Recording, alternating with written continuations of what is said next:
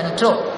Such descriptions are not borne out by the texts themselves, which are significantly devoid of any references to an officialdom or territory or permanently recruited army, not to speak of an organized taxation system. Since the 1970s, a significant historiographical advance has been made in the study of the Sangam text, with the focus shifting from political history to social formation and emergence of state societies in this period. This period was one of intensive trade and commerce in the whole of the subcontinent, marking the second urbanization in the Ganga Valley, Ganges Valley, and the first urbanization in South India. Mauryan impact, which was more direct in the Deccan and Andhra, led to early state formation under the Satavahanas and other dynasties, which remained. In Tamilnadu, on the other hand, there is no visible impact of Mauryan polity.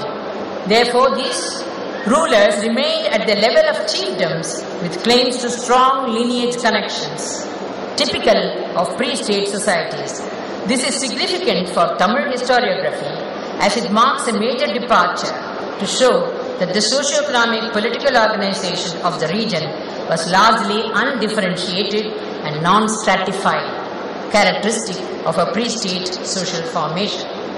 The concept of Thinai or ecozone, explained in the Tholkapiyar Arangam, is highly significant in understanding the nature of Sangam society and economy.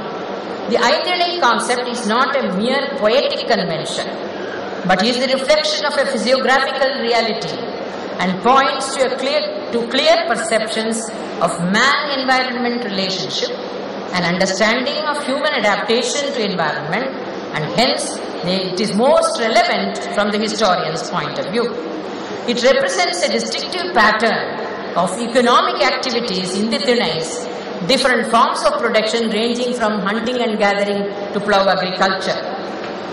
Forces of change can be recognized only in the Marudam region, the plains or the riverine valleys, where Brahmana households emerged as controllers of land with cultivating rice service groups under them, thus representing the beginnings of a new stratification gradually crystallizing into castes and classes at a later stage. Subsistence agriculture was common to all the Thinais, but the change from a tribal to a peasant society is evident only in the Marudam region, although plough agriculture was yet to become dominant. Interaction among the peoples of the different ecozones, that is Thinais, was established through formal and informal means of exchange and predatory activities. Despite the unevenness of the socio-economic milieu, they were largely undifferentiated economies of reciprocity and redistribution. Such economically diverse peoples were linguistically and culturally homogeneous due to their common language and a variety of shared beliefs and practices. The emergence of Brahmana households in the Marudam region marked the beginnings of a hierarchy, a stratification in production relations, along with the Brahmanical tradition of social differentiation. In the Sangam text, we see only a binary division in society between the Uyarndor or Chandror, which included the Brahmanas, and the Iripirapada, the low-born people. It is also significant that the impact of Varna ideology of the Brahmanas in social stratification is hardly visible in the Tamil region except in its nascent stage and in a restricted zone, namely Marudam. The political structure was characterized by chiefdoms of different levels.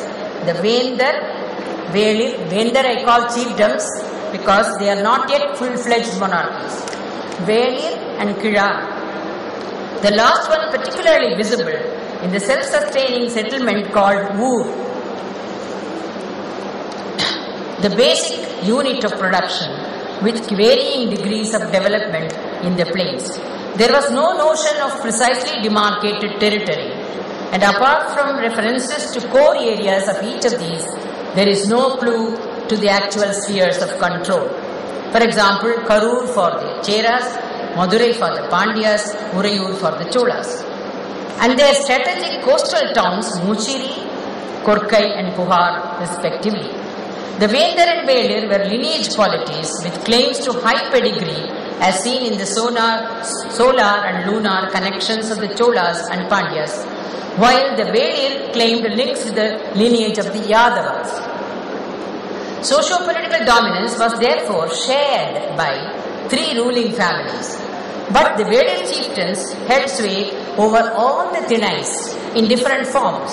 Therefore, they were hunter chiefs or pastoral chiefs or even agricultural chiefs.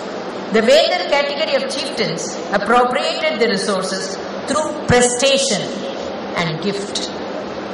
They had a large body of dependents such as their kinsmen, Kalaingar, scholarly bards, Pulavar, warriors, Maravar, Kidar, Mannar, bards, Panar and Purunar, magico-religious functionaries, and so on. The poetic flower symbolism of Vetchi, Karandai, Vanji, Kanji, and Tumbai show how institutionalized and common plunder was. Predatory appropriation of resources therefore points to the dominance of the ideology of war and booty redistribution.